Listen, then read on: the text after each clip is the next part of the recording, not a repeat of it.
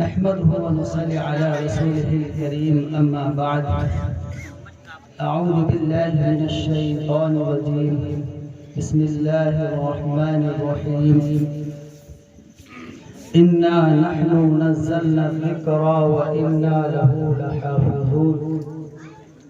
وقال النبي صلى الله عليه وسلم: من قرأ القرآن وعمل بما فيه ألبس والداه تاجا يوم القيامة ذوقه أحسن من ذوق الشمس في بيوت الدنيا لو كانت فيكم فما ظنكم بالذي عمل بهذا. وقال رسول الله صلى الله عليه وسلم: يقال لحافظ القرآن: اقرأ وارتقي ورتل كما كنت ترتل في الدنيا فإن منزلك عند آخر آية تقرؤوها، أو كما قال النبي صلى الله عليه وسلم. محترم سامعین، آپ کے سامنے بہت ہی بہترین انداز میں قرآن مجید کی اور حافظ قرآن کی فضیلت کو بیان کیا گیا اور آپ کے سامنے علم پر مزید روشنی ڈالی گئی. سب سے پہلے تو میں آپ کے سامنے علم کی اہمیت کو بیان کرنا چاہتا ہوں، تھوڑی سی روشنی ڈالنا چاہتا ہوں. امید ہے کہ آپ حضرات کے لیے نفع بخش ثابت ہو. عزیزان گرامی، ہم سب سے پہلے ہم خود غور کریں. اللہ تعالیٰ نے بہترین ذہن دیا ہے، بہترین سوچنے کی قوت و طاقت دی ہے.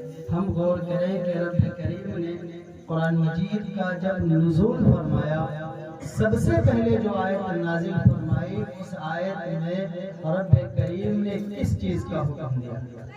آپ غور کریں کہ بھئی اگر ایک شخص کے پاس مختلف کام ہو اور مختلف کاموں کا حکم دینا مقصود ہو تو سب سے پہلے اس چیز کا حکم ہوگا جو سب سے زیادہ اہم ہے. آپ غور کریں کہ قرآن مجید میں رب کریم نے 6666 آیتیں نازل فرمائی. اللہ تعالیٰ اگر چاہتے تو سب سے پہلے فرماتے کہ میرے بندو تم نماز پڑھا کرو، لیکن سب سے پہلے اللہ نے یہ فرمایا.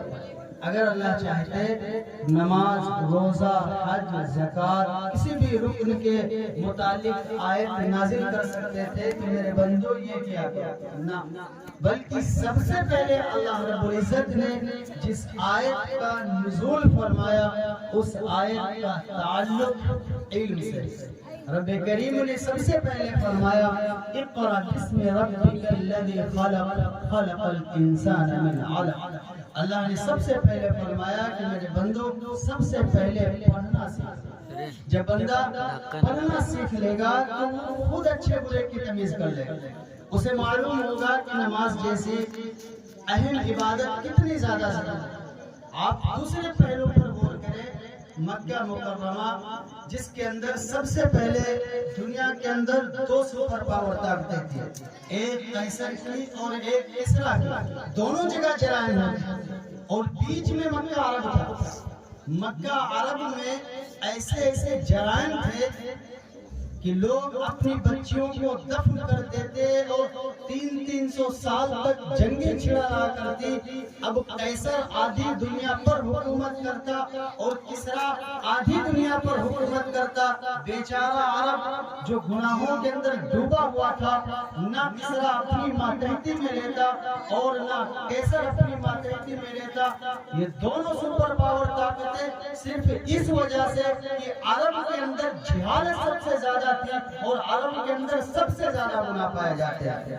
قیصر سمجھتا کہ اگر میں اسے اپنے ماتحتی میں لیتا ہوں تو میری بے عزتی ہوگی. عزیزان گرامی، آپ غور کریں کہ اللہ رب العزت نے محمد صلی اللہ علیہ وسلم کو جب مبعوث فرمایا، نہ قیصر میں نہ کسریٰ میں، بلکہ وہی عرب ملک جہاں سب سے زیادہ برائی پائی جاتی تھی، اور رب کریم نے اس عرب ملک کے اندر رسول اللہ صلی اللہ علیہ وسلم کو مبعوث فرمایا. آپ غور کریں آقا نے جب کسی چیز کا حکم دیا اپنے جو یار تھے جو دوست تھے انہیں سب سے پہلے جو حکم دیا آقا اگر چاہتے تو سب سے پہلے نماز کا طریقہ سکھاتے روزے کا طریقہ سکھاتے نہ آقا نے عرب کے اندر جو سب سے پہلے صحابہ کو حکم دیا وہ رسول اللہ صلی اللہ علیہ وسلم نے کسی ارکان کا حکم نہیں دیا بلکہ سب سے پہلے فرمایا میرے صحابہ تم پڑھ لو تمہارے اندر علم آ جائے وہ علم چاہے دنیاوی ہو چاہے اخروی ہو سب سے پہلے اپنے علم کو مضبوط کرو رسول اللہ کو معلوم تھا جس نسلوں میں علم پختہ ہو جاتا ہے وہ نسلیں صحیح اور غلط کے درمیان خود تمیز کر سکتی اور دنیا نے وہ منظر دیکھا اس فلک میں اس زمین میں وہ منظر جو صحابہ بننے سے پہلے اتنے بڑے جرائم کیا کرتے تھے جب آقا کے دامن سے جڑے ہیں وہی صحابہ ان کے اندر جب علم مضبوط ہوا جب قرآن کو پڑھنے والے بنے نبی کے طریقے کو سیکھنے والے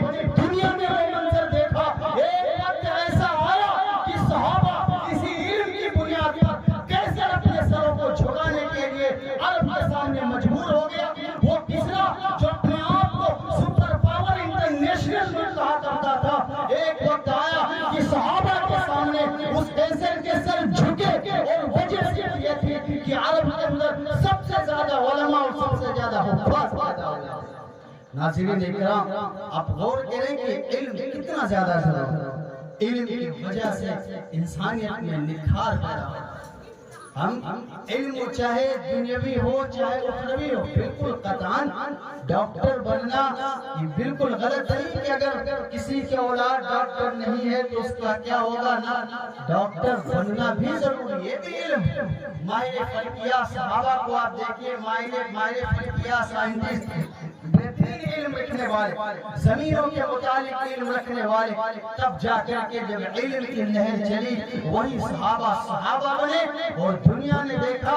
اسی علم کی بنیاد پر الحمدللہ وہ عرب جہاں پر سب سے زیادہ برائی پائی جاتی تھی عیسیٰ علیہ السلام کے جانے کے بعد تقریباً 650 سال دنیا کے اندر کوئی نبی نہیں آیا اسلام کا نام و نشان مٹ چکا تھا لوگ اللہ کو بھول چکے تھے اسی علم کی بدولت صحابہ کی محنت کی بدولت اسی تعلیم کی بدولت اور دنیا کے اندر علم قائم ہے پوری دنیا وہاں کے کونے تک ان کی نسلوں تک علم پہنچا ہے یہ دین صرف رسول اللہ کی ہے کیونکہ اللہ کے رسول نے سب سے پہلے جس کام پر محنت کی وہ کام علم کا تھا عزیزان گرامی اس لیے سب سے پہلے ہمیں علم کی اہمیت سمجھنا چاہیے اب اس کے بعد جو اخروی علم ہے اس کے معاملے الگ جو اخروی علم ہے اس کے فضائل الگ میں آپ کو بتاتا ہوں اگر کوئی خوش نصیب ایسا ہے جس کی اولاد حافظ قرآن ہو گئی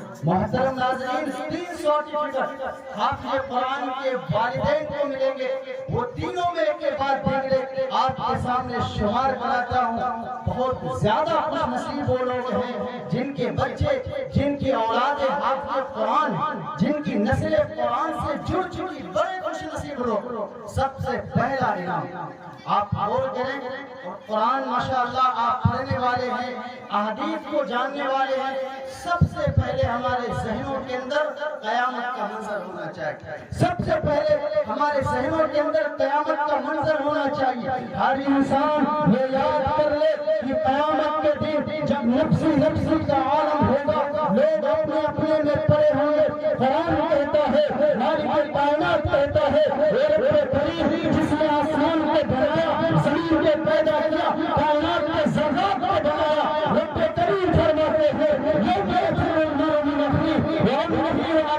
یاد کریں گے جب قیامت آئے گی تم میں سے نفسی کا عالم ہوگا ایک سگا باپ اپنے بیٹے کو چھوڑ کر بھاگے گا وہ باپ جو اپنے اولاد کے لیے علاج کے لیے رات میں 2 بجے 3 بجے اٹھ کر کے وہ دکان پر جایا کرتا تھا اسپتال لے کر جایا کرتا تھا وہ باپ جو اپنے اولاد کو برسات کے موسم میں لے کر علاج کے لیے جایا کرتا تھا قرآن کہتا ہے خدا کی قسم یہ باپ اپنے بیٹے کو بھلا دے گا یہ بیٹا جائے گا دوڑ کر اپنی امی کے پاس امی جان آپ تو میری بڑی خاص تھی امی جان कोई जान निछावर कर दी थी, कोई पहलू आपने ऐसा बाकी नहीं रखा कि आपने मेरा ख्याल ना किया हो।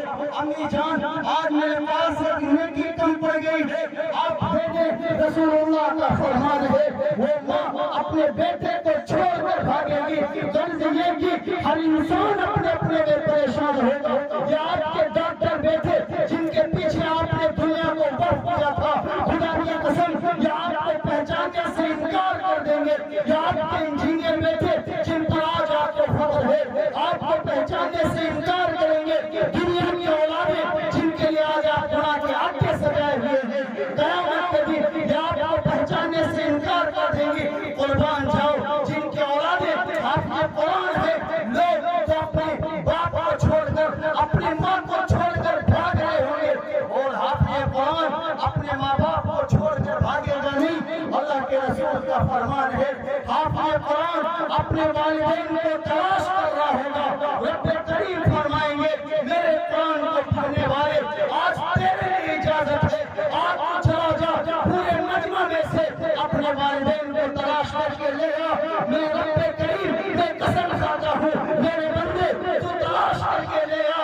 तेरे वालिदैन जो तेरे लिए कुर्बानियाँ दिया करते थे, तेरे वालिदैन जो तेरे मदरसा भेजने में बड़ी कुर्बानियाँ दिया करते थे, रब्बे करीम फरमाएंगे, वो मफहूम में आपके सामने बयान करता हूँ। रब्बे करीम फरमाएंगे, मेरे बंदे मैं उसे देख रहा था, वो वक्त मुझे याद है कि जब तेरी माँ तुझे मदरसा के लिए छोड़कर आती थी, जब वापस लौटती थी उसके आंखों में आंसू भरे हुआ करते थे। मेरे बंदे मैंने सब कुछ देखा, आज मैदान में शर्म मैं तुझे इनाम दे देता हूँ। अपने वालिदैन को बुला कर ले आ, और सारे मजमे के सामने मैं तेरे वालिदैन के सर पर ऐसा ताज रखूंगा जो दुनिया के चांद और सूरज रोशनी से नाज़रीन इकराम, हुफ़ाज़ इकराम, हम उनकी मोहब्बत का और उनकी फ़ज़ाइल का अंदाज़ा नहीं, आप क्या कदर करेंगे उलमा की, आप क्या कदर करेंगे हुफ़ाज़ की। बड़े अल्लाह के नबी का कलाम जो लोग आज हुफ़ाज़ का मज़ाक उड़ाते थे, उलमा का मज़ाक उड़ाते थे, स्टेज पर उलमा मौजूद है और तस्दीक करना अल्लाह के रसूल का इरशाद है। क़यामत का दिन होगा, लोग हिसाब और किताब में पड़े होंगे, रब्बे करीम हाफ़िज़ कुरान को बुलाएंगे, बीच में पर्दा पड़ा होगा, एक तरफ हाफ़िज़ कुरान मौजूद है, एक तरफ रब्बे करीम मौजूद है। ये हाफ़िज़ कुरान मेरे डर के मारे डर के थर थर कांप रहा होगा। रब्बे ताला फरमाएंगे, मेरे बंदे आज तुझे डरने की जरूरत नहीं है, मैं तेरा हिसाब ले रहा हूँ, आज तुझे घबराने की जरूरत नहीं है।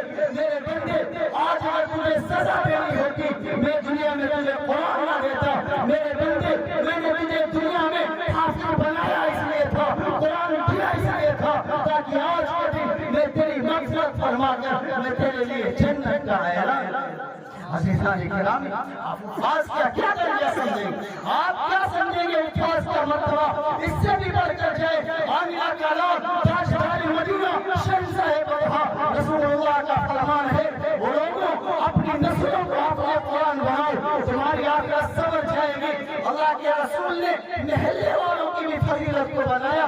सिर्फ यही नहीं कि हाफ़िज़ कुरान का रुतबा बड़ा होगा, उनके वालिदैन का रुतबा बड़ा होगा, ना उनका तो बड़ा होगा ही होगा। आप गौर करें महल्ले वालों का क्या हाल होगा, वो लोग जो उनके चचा हुआ करते थे, उनके दादा हुआ करते थे, उनके भतीजे हुआ करते थे, उनके महल्ले में रहने वाले थे। अल्लाह का रसूल फरमाता है, लोगों रसूलुल्लाह का इरशाद है, क़यामत का दिन होगा और रब्बे करीम जब जन्नत और जहन्नम के फैसले कर रहे होंगे, अल्लाह के रसूल ने फरमाया क़यामत के दिन उन लोगों के लिए जिनके लिए जहन्नम का फैसला हो चुका होगा, रब्बे करीम हाफ़िज़ कुरान को बुलाएंगे और उससे कहेंगे, मेरे बंदे तूने मेरे लिए कुरान पढ़ा था, तरावी में तूने मेरे कुरान को सुनाया, रात को जब सारे लोग सोया करते थे तूने मेरे कुरान को पढ़ा, मेरे कुरान को सीने से लगाया।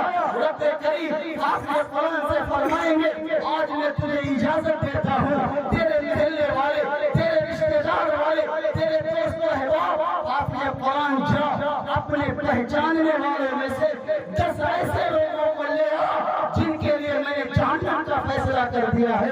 हाफ़िज़ कुरान आज मैं तुझे इजाजत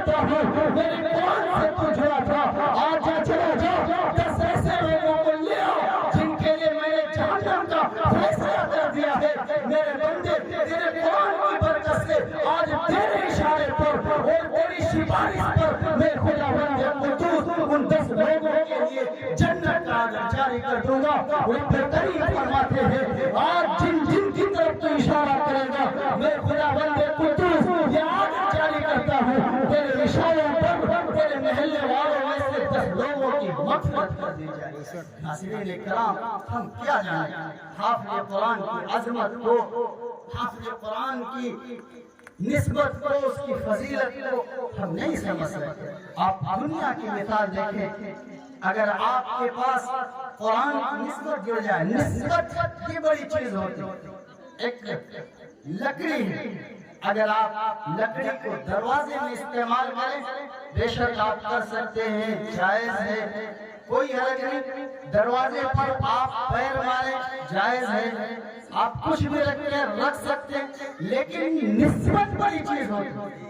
اگر اسی لکڑی کی رحل بنا لی جائے، اگر اسی لکڑی کی رحل بنا لی جائے، اب آپ پر واجب ہے کہ اس لکڑی کا احترام کریں۔ کیوں؟ پہلے وہ صرف ایک لکڑی تھی جو دروازے کے استعمال کی جاتی تھی، اب وہ لکڑی نہیں بلکہ رحل ہے، اس پر قرآن رکھا جانے لگا ہے۔ لہذا جب اس لکڑی کی نسبت اللہ کے کلام سے جڑ گئی تو اس کی ویلو، اس کی عزت، رسپیکٹ سب سے زیادہ بڑھ گئی۔ کیوں؟ رحل کی عظمت کیوں بڑھی؟ قرآن کی نسبت سے۔ ایک جزدان ہے، آپ کپڑے کو کہیں بھی رکھتے ہیں، شرٹ بنوائیں، شال بنوائیں، کوئی حرج نہیں، آپ رکھ سکتے ہیں، لیکن اگر اسی کپڑے کا آپ جزدان بنا لیں، اسی میں آپ قرآن لپیٹنے لگے، اس قرآن کی عزت کرنا آپ پر، اس کپڑے کی عزت کرنا آپ پر ضروری۔ بھائی کوئی شرٹ کی عزت نہیں کرتا، کہیں بھی پھینک دے، کیونکہ اس کی نسبت تو ہم لوگوں سے گنہگار ہو سکتے، لیکن جو جزدان اس کی نسبت اللہ کے قرآن سے جڑی، اور جب نسبت اس کپڑے کی قرآن سے جڑی، اب اس کی ویلو، اس کی عزت بڑھ گئی، آپ کپڑے کو پھینک نہیں سکتے۔ نماز کے اندر آپ دیکھیں، جو نماز کے اندر ارکان ہوا کرتے، رکوع ہے، سجدہ ہے، قیام ہے، ان میں سب سے زیادہ افضل کیا؟ بھئی سجدہ بھی ہے، رکوع بھی، ان ارکان میں سب سے زیادہ افضل کیا؟ سجدے میں اللہ کا قرب زیادہ ہوتا ہے، افضل قیام ہوتا ہے۔ آپ اگر چاہیں کہ ہم رکوع میں 3 مرتبہ سبحان ربی العظیم کے بدلے ہم قل اللہ احد پڑھ لیں، آپ نہیں پڑھیں گے۔ آپ سجدے میں چاہیں کہ ہم سبحان ربی الاعلیٰ کے بجائے ہم قرآن انا اعطیناک الکوثر پڑھ لیں، آپ نہیں پڑھیں گے۔ کیوں؟ رکوع جھکنا یہ ذلت کی حالت ہے، ذلت کی حالت میں خدا کا قرآن نہیں پڑھیں گے۔ سجدہ یہ ذلت کی حالت، سجدے کی حالت میں آپ قرآن نہیں پڑھیں گے۔ قرآن جب آپ پڑھیں گے سیدھا کھڑے ہوں گے، عزت کے ساتھ ہاتھ باندھ کر کے قرآن پڑھیں گے۔ یہ قرآن کی عظمت۔ ایک سادہ ورق ہوتا ہے، آپ کہیں بھی ڈال سکتے، لیکن اگر اس پر ایک آیت لکھ دی جائے، اب آپ پر ضروری ہے کہ اس ورق کی عزت کریں۔ پہلے صرف سادہ ورق تھا، لیکن اب اس کی عزت اس لیے بڑھی کہ اس پر اللہ کا قرآن آ گیا۔ عزیزان گرامی، جب اللہ کے قرآن آ جانے سے وہ لکڑی جس کی ویلو پورے معاشرے کے اندر نہیں تھی، لیکن جب اس لکڑی کی نسبت، اس کا تعلق اللہ کے قرآن سے جڑا، وہ لکڑی افضل ہو گئی۔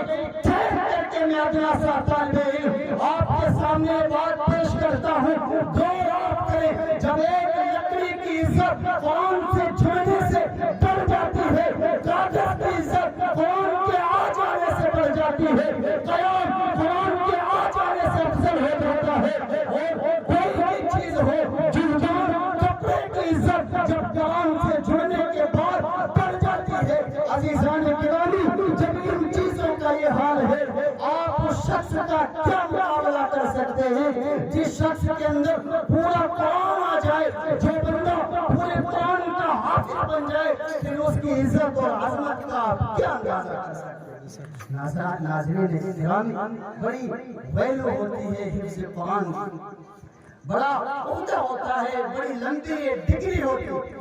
آج ہمارے معاشرے کے اندر حفاظ کو، علماء کو سوائے ذلت کی نظروں سے کچھ، کوئی اگر MBBS بن کر کے آئے سوتا کے اندر وہ پل کے بچھا کے کہیں کا بھی ہو، ڈاکٹر بن کر انہوں نے انٹر پاس کیا، یہ کیا قربان جائے وہ لوگ جن کی اولاد حافظ قرآن ہے، خدا کی قسم تمہارے یہ مکانات جن پر آپ تمہیں فخر ہے یہ کل فنا ہو جائیں گے، یا آپ کے محلہ یا آپ کی زمینیں یا آپ کے جائیداد جن کو فنا کر کے آپ اپنے باپ اپنے اولاد کو انٹر اور BA کرا رہے ہیں، اور آپ دیکھ لینا زمانہ گواہ ہے، آج تک جتنے بھی لوگ گئے ہیں کوئی اپنے ساتھ دولت لے کر نہیں گیا، وہ ڈاکٹر بیٹھے وہ انجینئر بیٹھے جنہیں کلمہ طیبہ تک یاد نہیں ہے، جو اللہ کے قرآن کو دیکھ کر بھی نہیں پڑھ سکتے۔ میرا عزیز تو نے جس اولاد کے لیے اپنا سب کچھ قربان کیا تھا، یہ اولاد آج تجھے ذرہ برابر نفع نہیں دے سکتی، لیکن وہ لوگ جو آپ کے قرآن سے جن کی اولادیں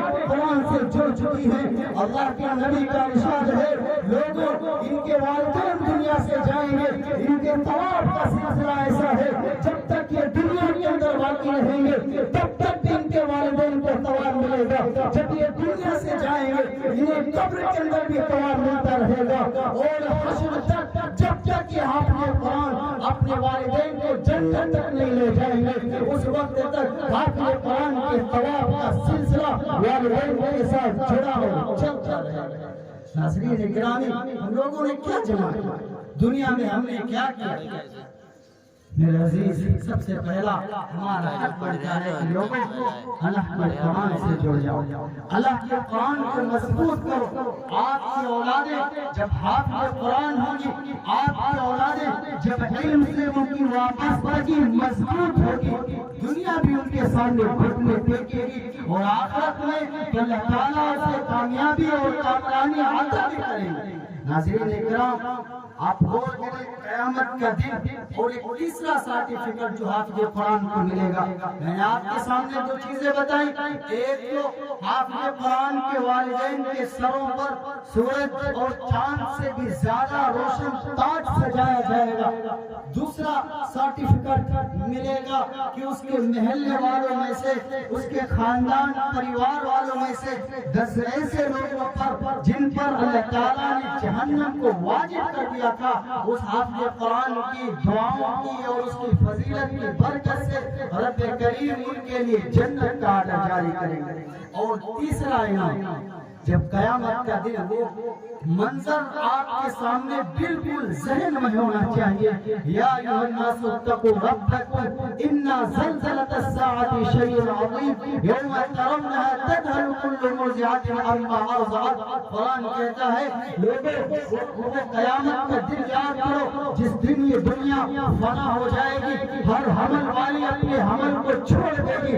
ایک ماں اپنے بچے کو دعاؤں سے زمین پر پھینکے گی۔ وہ قیامت کا دن حدیث شریفہ کے مفہوم سے ثابت ہوتا ہے، تمام انبیاء پریشان ہوں گے، تمام نبی اپنی اپنی ذات کا سوال کر رہے ہوں گے۔ ایسی حالت میں یہ میدان محشر، یہ سورج بالکل قریب کر دیا جائے گا، مارے تپش کے انسان کا سر پھٹ رہا ہوگا، پسینے میں شرابور ہوں گے، کوئی گھٹنوں تک، کوئی کمر تک، کوئی چھاتی تک، کوئی پیشانی تک، ہر اعتبار سے اپنے اعتبار سے لوگ پسینے میں شرابور ہوں گے۔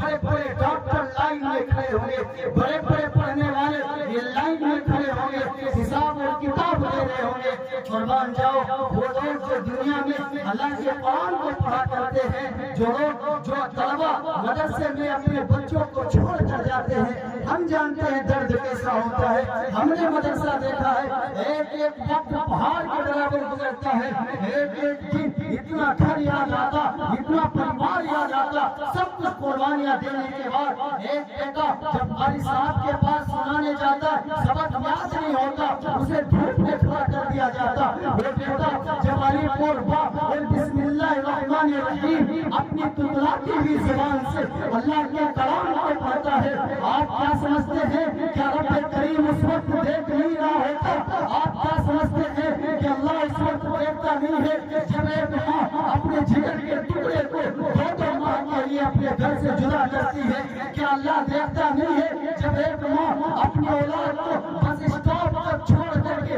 واپس لوٹتی بھی آتی ہے، کیا ماں کا دل ایسا نہیں ہے کہ ان کی اولادیں ان کے ساتھ میں رہے؟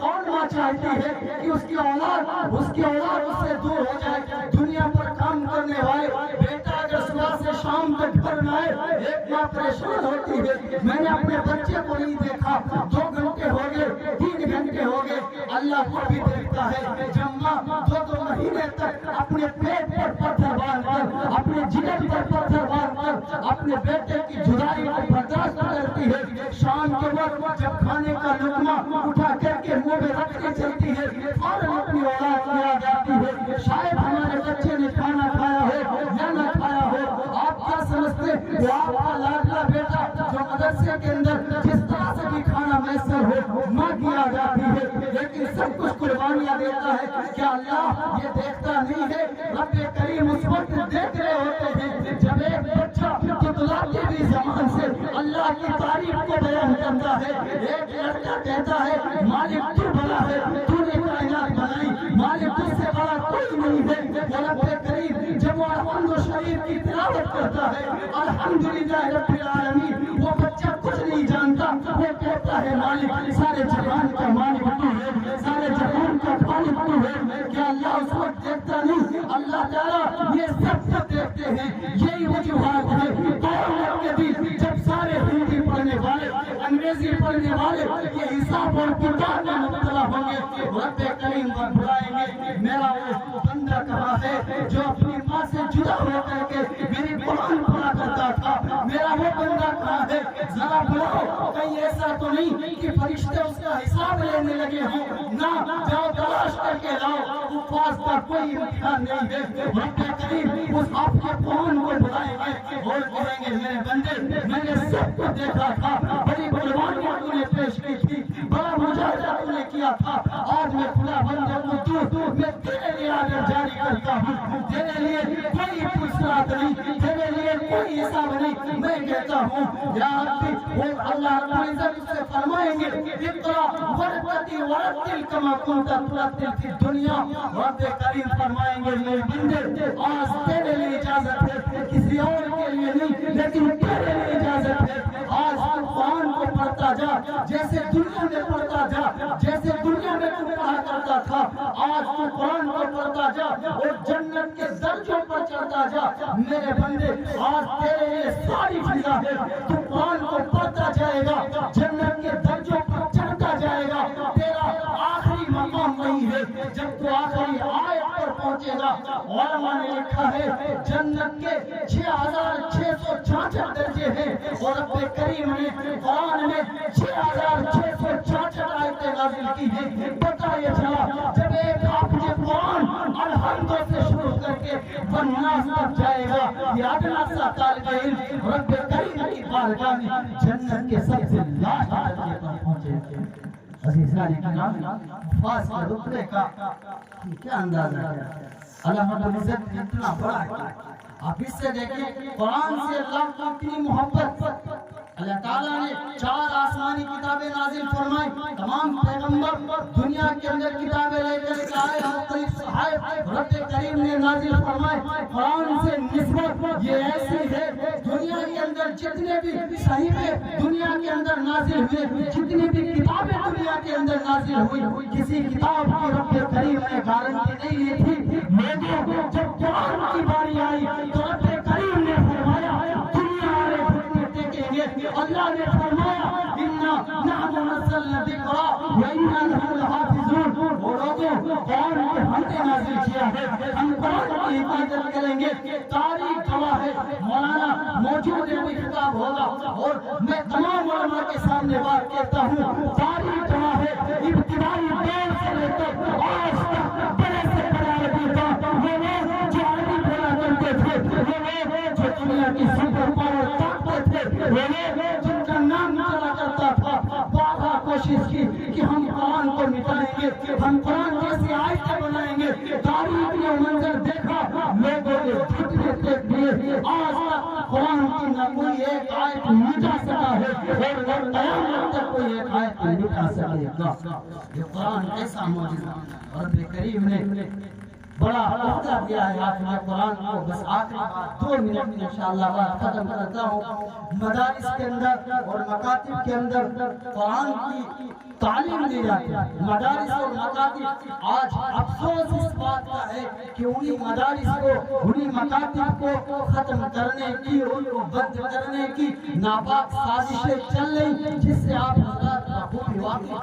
ایک بار ذہن میں آپ کے ہمیشہ ہونا چاہیے ہمارا عقیدہ اللہ کے قرآن پر مضبوط ہے. ہمارا عقیدہ نبی کے قول پر مضبوط ہے.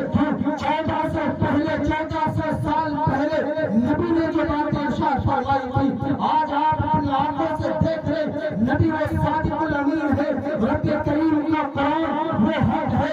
آج جو مدارس و مکاتب کو مٹانے کی ناپاک سازشیں کر رہے قیامت تک یہ سازشیں چلتی رہیں گی. نہ دنیا سے مدارس مٹیں گے نہ مکاتب مٹیں گے. خدا نخواستہ اگر کبھی ایسا وقت آیا کہ مدارس کو ختم کرنا پڑا یا مکاتب کو مٹانا پڑا تو یہ میں نہیں, یہ اسٹیج کے علماء نہیں, میں اتنا سا طالب علم آپ کے سامنے بڑی بات کیسے کروں. رب کریم فرماتے ہیں جس دن یہ مدارس مٹے ادھر سماء انشقت اسی دن یہ آسمان پھٹے گا. القاریۃ ما القاریہ بڑا عظیم زلزلہ پیش آئے گا. ادھر شمس کفرت یہ آسمان لپیٹ لیا جائے گا. اذا زلزلت الارض زلزالها قرآن بھرا پڑا ہے.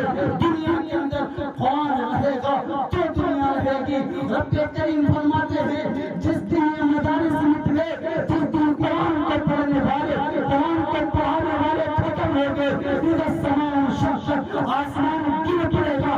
بڑا عظیم زلزلہ آئے گا. یہ دنیا مٹا دی جائے گی. قیامت برپا کی جائے گی. میرا قرآن ہے تو دنیا ہے. تیرا قرآن نہیں رہے گا. رب کریم کا ارشاد ہے مجھے دنیا کو باقی رکھنے کی کوئی ضرورت نہیں. میرا قرآن ایمان جس دن چلا گیا اسی دن اس دنیا کا آخری دن ہوگا اور اسی دن قیامت برپا ہو جائے گی. جس دن قرآن کو مٹا دیا گیا یا جس دن قرآن کو اٹھا لیا گیا. ایک امت محمدیہ کا عقیدہ اور یقین ہونا چاہیے ہماری نسبت جس قرآن سے جڑی ہے اسی قرآن کی بدولت دنیا قائم ہے. اگر یہ قرآن ختم تو پھر دنیا ختم. ہمارا تعلق اللہ کے کلام سے اتنا مضبوط ہونا چاہیے کہ پھر دنیا سے لے کر آخرت تک دنیا کے ہر قدم میں اور قبر کی زندگی میں اور وہاں سے لے کر آخرت کی زندگی تک ہر وقت ہمارے ساتھ یہ قرآن ہو. اس کی عظمت ہمارے دلوں میں ہو. یہ تمام چیزیں ہم سب کے لیے کامیابی اور سرفرازی اور بلندی کا ذریعہ اور سبب بنے. اور رب کریم ہم سب کو ان تمام باتوں پر عمل کی توفیق عطا فرمائے. وآخر دعوانا الحمد للہ رب العالمین برحمتک یا ارحم